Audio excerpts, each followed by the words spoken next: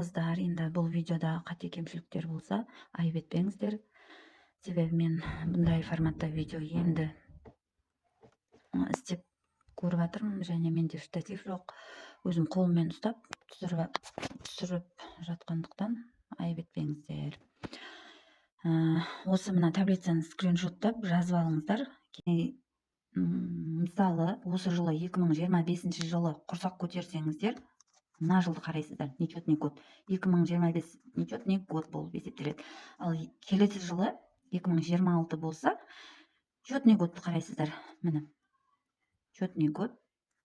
Осыны қарайсыздар, міне. Қазір есептеп үйрететін боламын. Ал мына жерде, міне, егер сіздер осы жылы мысалы 2025 жылы нечетный год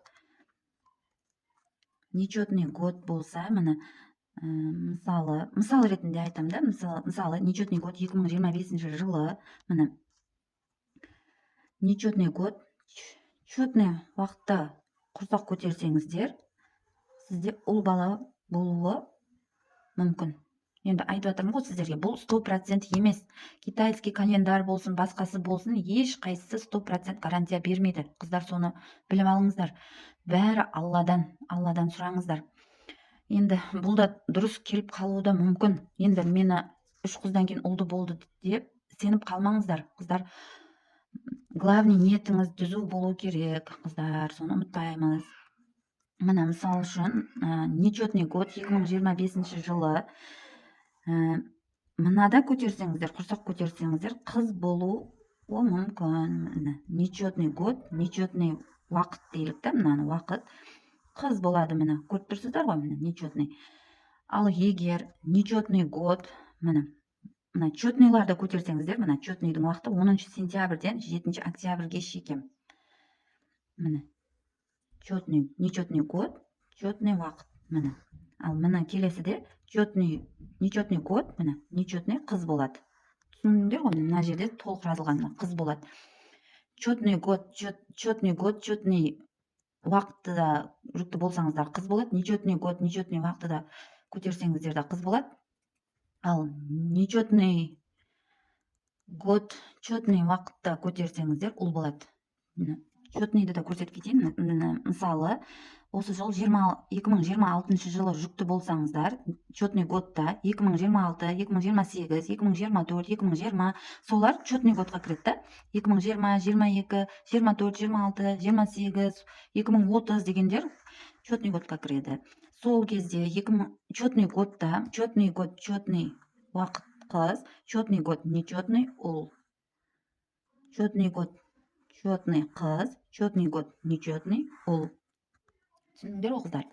Енді бұл жерде овуляцияға да байланысты, қыздар, овуляция күндеріңізге. Міне, мысалы, продолжительность менструального цикла дней дейді, қыздар. Міне, келетін күндері, мысалы, кейбіреулерде 21 күн сайын келеді, әр ай 21 күн сайын қайталанады менструация күндері. Ал кейбіреулерде 22, 23, 24, әркімде әртүрлі. Мысалы, менде 28 күндік. Кейбіреулерде 30, кейбіреулерде 33 күндіктер болады. Сол күндерге, міне, дни наибольшей вероятности наступления беременности дейді. Міне 21 күндік менструальный циклда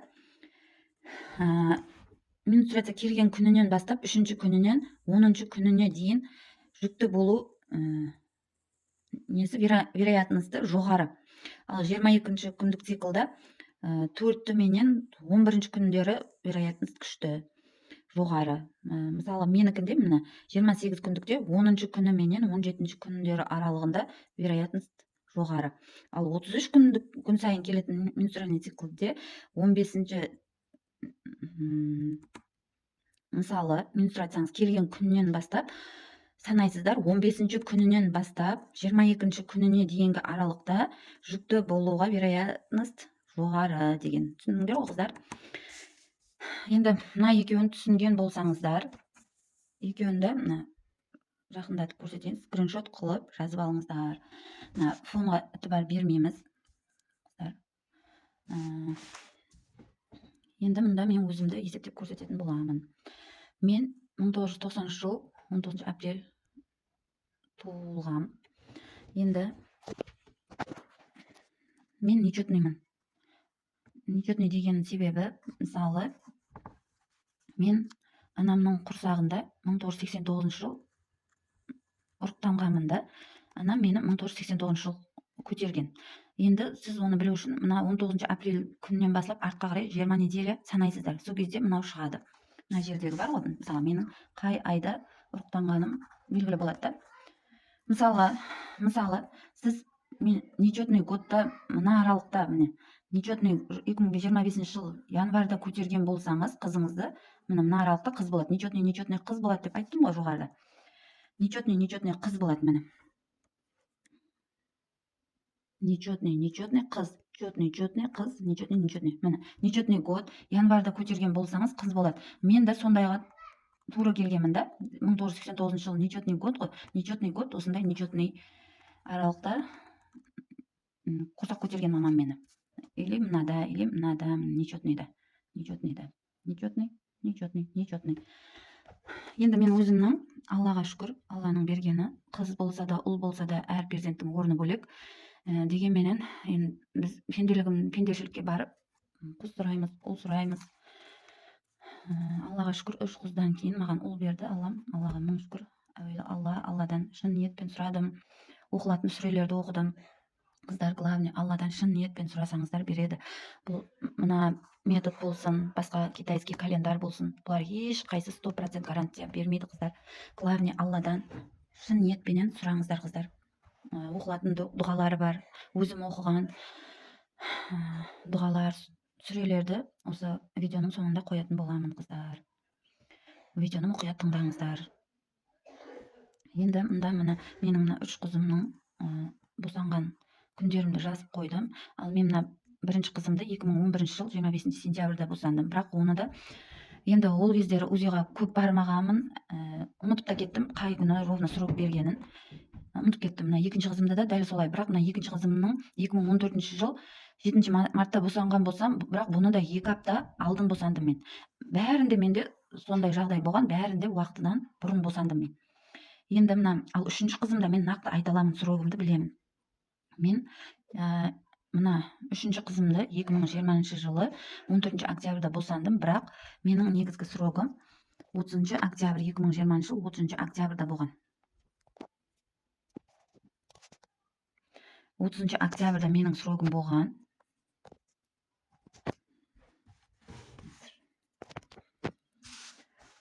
Менің үшінші қызым срогым мына 2020 жыл 30 октябрь болған, бірақ мен 14 октябрьде уақытынан бұрын босандым. Менде бұл қызымды 2020 жылы ең последний менструальный етеккір менде ең последний январь айында болған. Мына жерге жаздым, үшінші қызымды последний менструациям 13 январьда болған менде, месячный. Менде 28 күндік менструальный циклым 28 күндік. Значит, менде мына жерде көрсетілгендей, міне 28 күндікте 10 күннен бастап 17 күнге шейін менде вероятность, жүкті болуға вероятность жоғары болады да. Енді мына жерде менің овуляция күнімді есептесек, міне 13 күні, бірінші күні болса, міне бірінші менде менструация келген күн, міне 13 күні, бірінші күні. 1, 2, 3, 4, 5, 6, 7, 8, 9, 10, 11, 12, 13, 14. Мен сол аралықта жүкті болуым жоғарыда. Енді мына жерге қарасақ, 2020 жыл четный год, 2020 жыл четный год. Мен четный год, мында көрініп тұр ғой, қыздар. 13 январдан 26 январға шейін менің жүкті болу күндерімді. 1, 2, 3, 4, 5, 6, 7, 8, 9, 10, 11, 12, 13, 14 күн. Жүкті болу күндерім жоғары күндер, міне 13-нен 26-сына шейін аралықта мен жүкті болғам, 13 күні келді. 2020 жыл четный год, міне 2020 жыл үшінші қызым. Четный годта, міне 1 январдан, міне четный год, 2020 жыл четный год, міне 1 январь менен 28 январь аралығы четный типқа есептеледі. Значит, четный менде үшінші қыз. Түсіндіңдер ғой, қыздар? Ал енді ұлымды көрсетсем, менде ұлым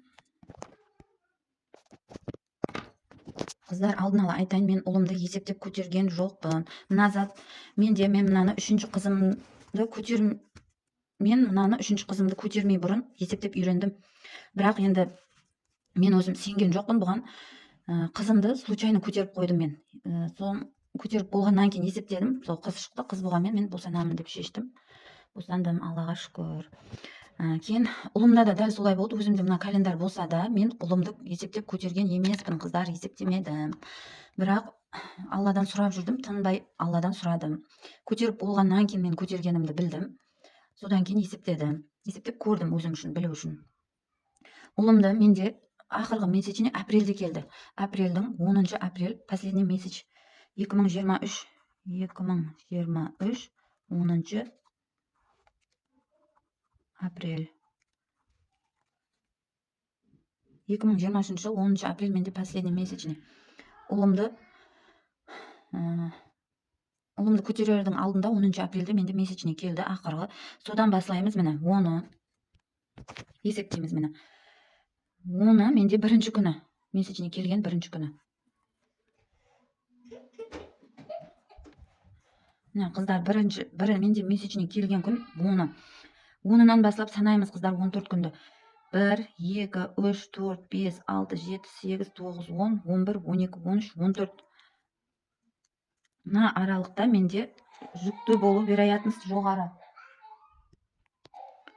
Қыздар, менде мына аралықта жоғары. Енді мен мына ұлымды көтердім. Енді 23 жыл, нечетный год. Міне, қараңыздар, 23 нечетный год. Нечетный годта 10 апрельден бастап қараймыз, міне, нечетный год. Міне, 26 марттан 22 апрельге шекем. Ұл бала болу вероятность жоғары. Неге десеңіздер, нечетный уақыт. Мында қараңыздар. Нечетный ұл бала болады, е? Нечетный ұл бала. Менде нечетный міне мына уақыт. Мен ұлымды осы уақытта құрсақ көтергенмін.